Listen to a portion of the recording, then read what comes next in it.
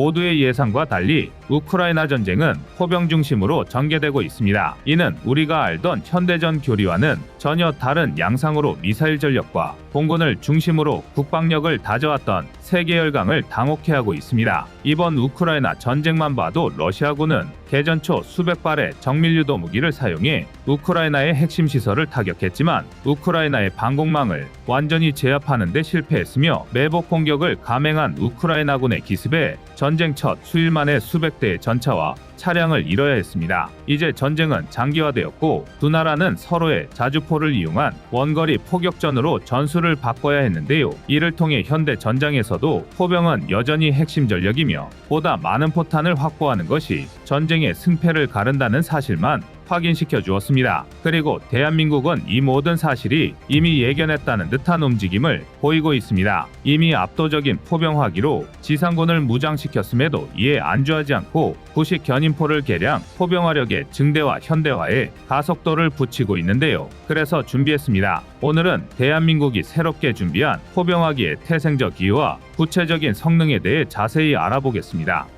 여러분의 구독과 좋아요가 꺼리튜브 운영에 많은 힘이 됩니다.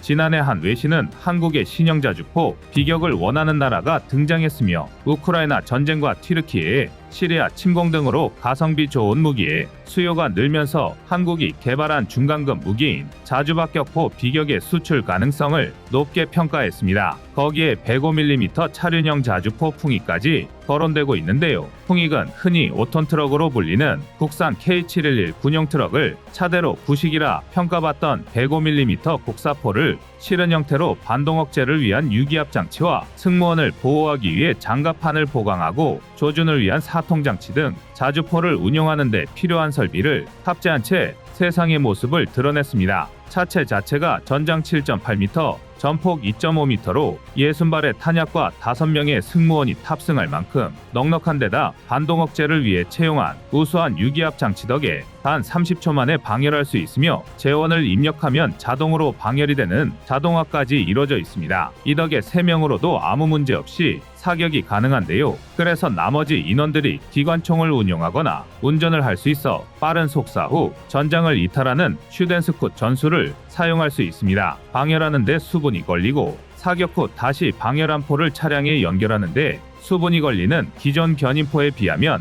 놀라운 수준의 업그레이드가 이뤄진 것인데요. 그럼에도 기존의 105mm 포를 사용해서 구식무기라는 지적이 끊이지 않고 있습니다. 더구나 이번에 함께 도입된 비격 자주박격포의 재원을 상세히 비교해보면 그런 생각이 더 강해집니다. 비격 자주박격포는 국산 K200A1 장갑차에 탑재되는데요. K200A1 장갑차는 전장 5.5m, 전폭 2.8m, 전고 2.5m의 12.7mm 중기관 총탄을 방어할 수 있는 K200 장갑차의 개량형입니다. 기존 280마력 엔진보다 출력이 25% 향상된 신형 350마력 엔진과 자동 변속기를 탑재해 조향성과 기동성을 크게 향상시켰는데요. 바로 이 K200A1 장갑차에 S&T 중공업이 개발한 신형 120mm 자주박격포가 탑재됐습니다. 그런데 이 자주박격포의 위력이 상당합니다. 사람이 아니라 로봇팔로 자동장전을 하기 때문에 상당히 무거운 120mm 박격포탄을 쉼없이 쏠 수 있는데요. 무려 6초에 한 발을 장전할 수 있어 1분에 최대 10발을 쏠 수 있는데요. 이 성능에 만족한 우리 군에서는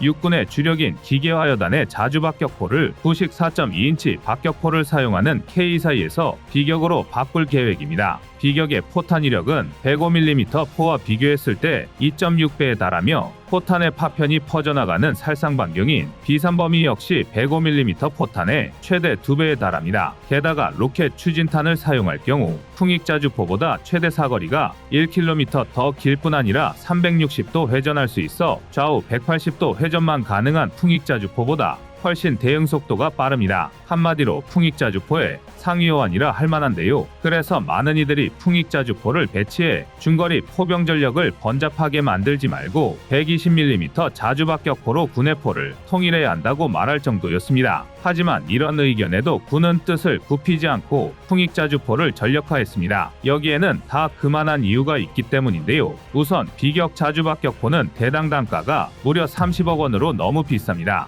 비격 자주박격포 4대를 도입할 금액이면 대당 가격 6억 수준인 풍익자주포 1개 포병대대를 완편할 수 있을 정도인데요. K9 자주포의 기본형 가격인 40억 원과 비교해봤을 때도 큰 차이가 없을 만큼 고가의 무기라 할 수 있습니다. 그리고 가격 대비 성능도 떨어져 위력과 사거리는 K9과 비교해 훨씬 짧은 것인데요. 때문에 일각에서는 비격을 살 돈으로 구식 자주포인 K55 자주포를 도입하거나 K9을 생산하는 것이 효율적이지 않냐는 지적을 하기도 합니다. 일례로 비격의 사거리는 12km인데 반해 K9은 K307 항력감소 고폭탄 기준 40km 사격이 가능합니다. 즉 사거리 격차가 3배나 되는 것입니다. 심지어 수년 전 개발이 완료된 K9용 K315 로켓 추진 고폭탄의 최대 사거리 55km를 기준으로 하면 격차가 4배 이상으로 더 벌어집니다. 또 위력도 차이가 납니다. 사거리를 늘리느라 포탄 내 포격량을 줄인 K315탄이라 할지라도 120mm 박격포탄보다 충격력과 폭발력이 강합니다. 일반적으로 120mm 박격포탄의 위력이 155mm의 80% 정도라고 계산하시면 편한데요. 따라서 이렇게만 보면 비격을 살 돈으로 K9을 사는 것이 옳습니다. 더구나 우리 군이 운용 중인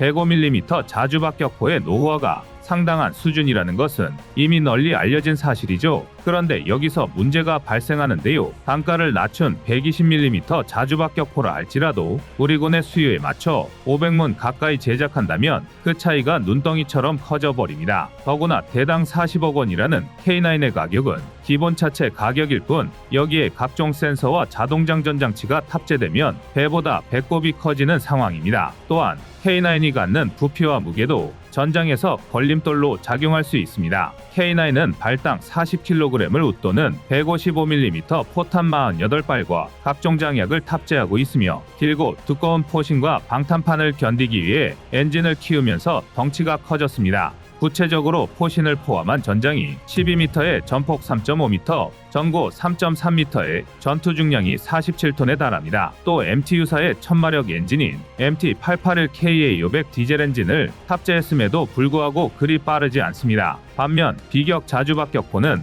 상대적으로 작고 가볍습니다. 비격 자주박격포가 탑재되는 K200A1 장갑차는 전장 5.5m, 전폭 2.8m, 전고 2.5m에 중량이 13.2톤에 불과합니다. 전장 7.8m, 전폭 2.5m, 전고 3m에 전투 중량 19톤인 105mm 풍익자주포 역시 K9보다 컴팩트한 크기인데요. 이런 장점은 실전에서 군용 무기를 운용할 때 굉장히 유용한 장점이 될 것입니다. 즉, 대한민국 지형 특성상 덩치가 크고 중량이 상당한 장비들이 기동할 수 있는 길은 굉장히 제한적이란 것이죠. 적과 근접해서 전투를 벌여야 하는 전차 부대와 기계화 부대의 장갑차들을 다양한 방향에서 유연하게 지원하는 게 가능합니다. 또한 박격포가 구식무기라는 편견도 사실과 다릅니다. 대한민국 국방부가 포에 미친 포방부라서 우리 국민이 박격포가 질 떨어지는 무기라고 생각하는 것이지 아직도 박격포는 세계 최강 미군도 아주 많이 사용하고 있는 무기체계입니다. 오히려 포병의 진심인 군대일수록 다양한 포를 용도별로 정확히 나눠서 쓰는 것이 현대화된 군대라 할 수 있습니다. 우리 육군이 풍익을 도입함으로써 얻는 이득은 또 있습니다.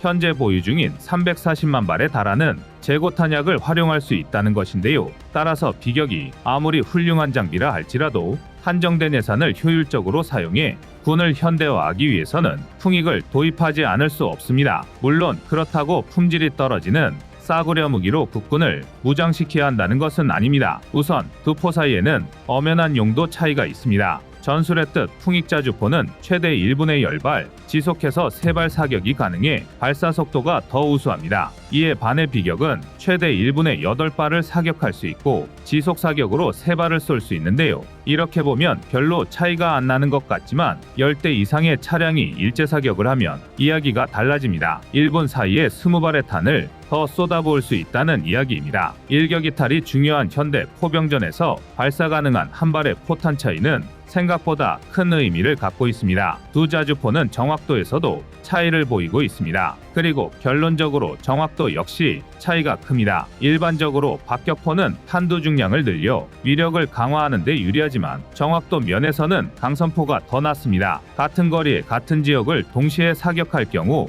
강선포인 풍익이 훨씬 정확하고 빠르게 목표를 타격할 수 있습니다. 그래서 근접 전투가 자주 벌어지는 보병을 지원하기에는 위력이 너무 강하고 정밀도가 상대적으로 떨어지는 비격보다는 풍익이 더 유리하다는 것입니다. 그래서 현재군은 전차나 장갑차 같은 대형 표적을 확실하게 격파해야 하는 기계화 부대에는 정확도가 약간 떨어져도 위력이 충분한 비격을 배치하고 저가를 구분해 정확히 포탄을 꽂아 넣어야 하는 보병여단에 풍익을 배치할 계획입니다. 이처럼 군의 무기는 개발 단계부터 용도를 분명하게 설정하고 진행되는데 비용만 충분하다면 현무 계열의 미사일이 어떤 무기보다도 우월하겠지만 전쟁은 미사일만으로도 끝낼 수도 없을 뿐더러 비용 때문이라도 이렇게 많은 미사일을 만들지도 못합니다. 즉 일반인들이 생각하는 것처럼 용도를 무시한 단편적인 구상에 따라 주먹구구식으로 이루어지지 않는다는 것입니다. 엄격한 타당성 검사와 요구운용 성능 분석 등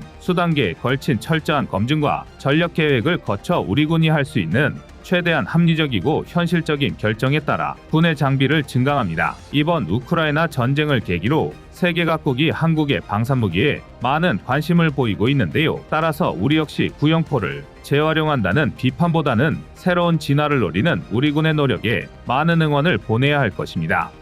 여러분의 구독과 좋아요가 꺼리튜브 운영에 많은 힘이 됩니다. 6.25 한국전쟁에서 필사의 각으로 싸웠던 우리 국군의 곁을 지켰던 화기가 있습니다. 이 화기는 전차는 고사하고 제대로 된 야파 하나조차 없었던 시절 대한민국 국군의 유일한 버팀목이었는데요. 이 무기는 바로 박격포입니다. 자주포나 미사일 같은 대형 중화기에 그 위상이 가려져 있지만 사실 박격포는 대한민국을 수호하는 데 없어서는 안 되는 제일 중요한 화기입니다. 그런데 그 이유가 좀 독특합니다. 다름 아닌 발사각도 때문입니다. 예를 들어 자주포와 비교해보자면 자주포는 포탄을 멀리 날려 적의 중심을 타격하는 게 목적인 중화기입니다. 그래서 대한민국의 자랑 K9 자주포의 최대 사거리는 무려 50km에 달하고 최소 사거리도 18km에 달합니다. 그리고 이를 위해 발사각도를 45도 내외로 두고 있는데요. 반면 박격포의 사거리는 자주포와 비교할 수 없을 정도로 짧습니다. 일반적으로 최대 사거리도 10km 이하고 최소 사거리는 100km 이하인 박격포가 대부분입니다. 이는 탄약의 폭장량 차이도 있지만 박격포는 발사각도를 거의 수직으로 세울 수 있다는 점이 가장 큰 차이입니다. 하지만 이 덕에 엄폐물 뒤에 적군을 직접 타격할 수 있습니다. 만약 적과 산을 사이에 두고 서로 대치 중인 상황을 가정했을 때 자주포는 능선 너머 산 뒤의 적을 타격할 수 없습니다. 그야 포탄을 멀리 발사할 수는 있어도 살살 발사할 수는 없는 노릇이기 때문입니다. 반면 박격포는 발사각도를 높게 세워 사격하면 그만입니다. 그럼 하늘을 향해 발사된 포탄이 높은 포물선을 그리며 능선 넘어 적의 머리 바로 위로 떨어지게 됩니다. 즉 눈앞에 엄폐물이 있어도 적을 직접 타격하는 게 가능한 것입니다. 이 때문에 국토의 70%가 산으로 이루어진 우리 대한민국에게는 꼭 필요한 화기임을 알 수 있는데요. 장점은 또 있습니다. 바로 가볍다라는 것입니다. 박격포병으로 군대를 다녀오신 분들이라면 이게 무슨 개풀 뜯어먹는 소리냐고 하실 텐데요. 물론 도저히 사람의 힘으로 운반하는 게 불가능한 박격포도 있지만 소형 박격포는 도수로 운반합니다. 그 덕에 보병중대에서 들고 다니다가 적을 만났을 때 즉각 화력 지원을 펼칠 수 있습니다. 즉 다른 포병 무기에 비해 상대적으로 가볍다는 것이지 깃털처럼 가벼운 무기는 절대 아닙니다. 그래서 이런 장점 때문에 포병이나 공중 지원을 기다릴 시간이 없는 최전선의 보병에게는 이보다 믿음직한 화기가 없는 셈입니다. 그래서 음속이 넘는 미사일이 개발된 현재에도 보병부대에는 여전히 박격포가 최고의 화력 지원 화기로 사랑받고 있습니다. 그런데 이토록 효율 높고 사랑받는 무기인 박격포를 대한민국 국방부가 전면 교체 중이라는 소식이 들려오고 있습니다. 과연 이게 어떻게 된 일일까요? 현재 전 세계에서 가장 강력한 박격포를 운영하는 나라는 러시아입니다. 실제로 러시아가 운영 중인 2S4 툴파는 포구경만 무려 230mm에 달하는 괴물 박격포입니다. 게다가 차량화가 진행된 자주 박격포라 운용도 굉장히 편리합니다. 또한 구경이 큰 만큼 포탄의 위력도 강력한데요. 포탄에 내장된 폭약만 무려 21kg 이상으로 박격포임에도 불구하고 일반적으로 155mm 자주포의 3-4배에 달하는 엄청난 화력을 보여줄 수 있습니다. 게다가 특수포탄을 사용하면 최대 사거리가 20km까지 늘어나는데요. 당연히 러시아도 자주포크 화력과 사거리를 보여주는 투에스퍼 틀판을 아주 애용하고 있습니다. 오죽하면 소련 시절에 생산된 투에스퍼 틀판을 우크라이나 전쟁에까지 사용할 정도입니다. 심지어 최근에는 뉴스를 통해 틀판의 화력을 자랑하기까지 했는데요. 그런데 이는 썩 좋은 생각이 아니었습니다. 러시아의 뉴스를 본 우크라이나군이 틀판이 있는 위치의 건물을 파악해서 포격으로 완전히 박살내버렸기 때문입니다. 결국 틀판은 반격 한번 못해보고 완파당했는데요. 이를 보면 알 수 있듯 사실 박격포는 화력보다 연사 속도가 더 중요합니다. 그래야 최전선에서 적의 공격에 즉각 대응하고 빠르게 빠질 수 있습니다. 다시 말해 박격포는 치고 빠지기에 아주 유용한 전력이라는 것입니다. 그래서 대한민국은 보병연대나 대대급 기계화 보병의 화력 지원하기로 4.2인치 박격포 KM30을 사용하고 있습니다. KM30은 비록 2S4 틀판에 비해 최대 사거리가 6.8km 정도로 짧고 포탄의 자격도 3.6kg 정도밖에 되지 않는데요. 하지만 분당 발사 속도는 틀판이 1분에 고작 한 발을 발사할 수 있는 것에 비해 KM30은 이에 20배에 달하는 분당 20발의 포탄을 발사할 수 있습니다. 게다가 작약량은 적어도 포탄 한 발당 살상 반경이 40m에 달해 실질적인 연사 속도에 따른 파괴력은 러시아의 틀판이 감히 KM30에 비빌 수 없는 수준입니다. 그런데 마냥 장점만 있을 것 같은 4.2인치 박격포에도 사실 큰 단점이 있습니다. 바로 무게입니다. 4.2인치 박격포는 포탄을 제외한 무게만 해도 무려 303kg에 달하고 길이는 152cm인데요. 이 무거워도 너무 무거운 무게 때문에 차량 운반이 가능한 보병연대급이나 기계화 보병대대에서만 운영할 수 있고 지상포로 사용하려면 전개부터 초탄 발사까지 시간이 너무 오래 걸립니다. 게다가 최전선에서 보병과 함께 싸우는 만큼 포격 후 즉각적인 진지 이동이 필요한 경우가 많은데 이렇게 무거운 무게로 인해 느린 철수가 불가피합니다. 이는 굉장히 치명적인 단점입니다. 오죽하면 이 무게 때문에 차량화 버전인 K242를 따로 개발하여 운용할 정도입니다. 어떻게든 국토 수호에 화력 공백이 없도록 하려는 보병부대 고뇌가 느껴지는데요. 그런데 이제부터는 4.2인치 박격포의 무게 걱정 따위는 할 필요가 없어졌습니다. 바로 120mm 자주박격포 비격이 최근 실전 배치를 시작했기 때문입니다. 비격은 4.2인치 박격포에 비해 사거리는 무려 2.3배, 화력은 2.6배 향상된 완전 국산의 자주 박격포입니다. 구경이 커진 만큼 어쩔 수 없이 분당 최대 발사 속도가 8발로 하락했지만 대신 초탄 명중률을 비약적으로 높였습니다. 아무리 훈련도가 높은 우리 국군이라 하더라도 4.2인치 박격포로 초탄부터 명중탄이 나오는 경우는 극히 드뭅니다. 평균 3-4번의 재사격을 거친 뒤에야 간신히 명중탄이 나오는 경우가 일반적인데요. 심지어 지난 2020년에는 훈련 중이던 4.2인치 박격포에서 발사된 초탄이 목표물에 무려 1km를 벗어나는 오발 사고가 일어나기도 했습니다. 이와 반대로 비격은 무조건 초탄 필중입니다. 게다가 목표물을 옮겨도 제탄이 빗나가지 않습니다. 바로 자동화 사격 통제 장치 덕분입니다. 초탄이든 제탄이든 원하는 목표로 좌표만 입력하면 조준부터 장전 발사까지 모든 과정이 자동으로 이루어집니다. 이러니 초탄이 빗맞으려야 빗맞을 수가 없는 것입니다. 그야말로 박격포의 최종 진화형이자 끝판왕이라고 해도 과언이 아닌데요. 그나마 현재 전 세계에서 비격과 견줄 만한 자주박격포는 핀란드와 스웨덴이 공동 개발한 아모스 정도뿐입니다. 아모스는 우리 비격보다 전체적인 성능이 웃돌고 있습니다. 분당 발사 속도는 12에서 16발이고 최대 사거리는 10km입니다. 하지만 아모스에는 대한민국의 비격과는 비교할 수 없는 치명적인 단점이 있습니다.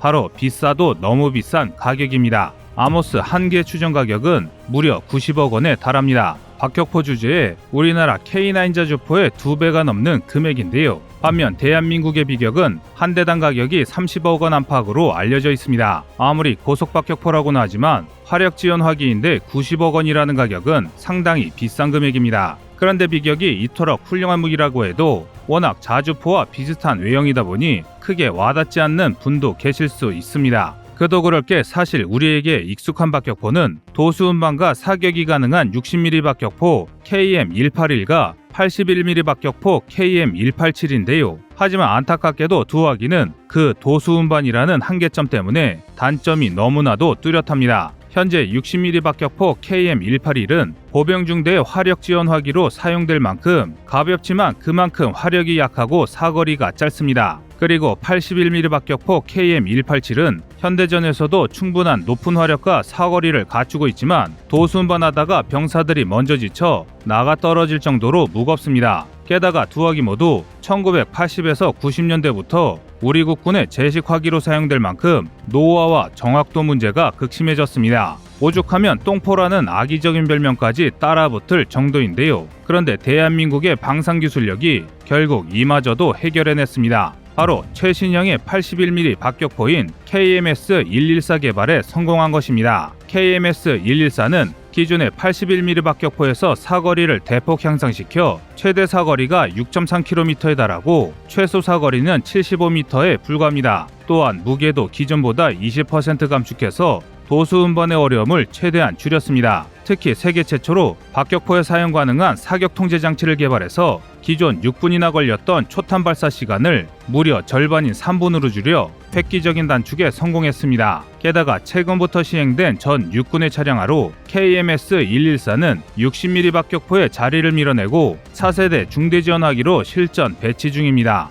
이처럼 대한민국은 미사일이나 자주포 같은 대형화기뿐만 아니라 최전선의 보병까지 차량화기가 바로 전군을 탈바꿈시키고 있습니다. 박격포병이 무거운 박격포를 들고 날랐던 시대는 이제 얼마 안가 역사 속으로 사라지게 될 것입니다. 이로 인해 우리 대한민국 육군은 세계 최고 수준의 육군으로 다시 한번 진화하고 있습니다. 이상 꺼리투브의 두 번째 미션이었습니다.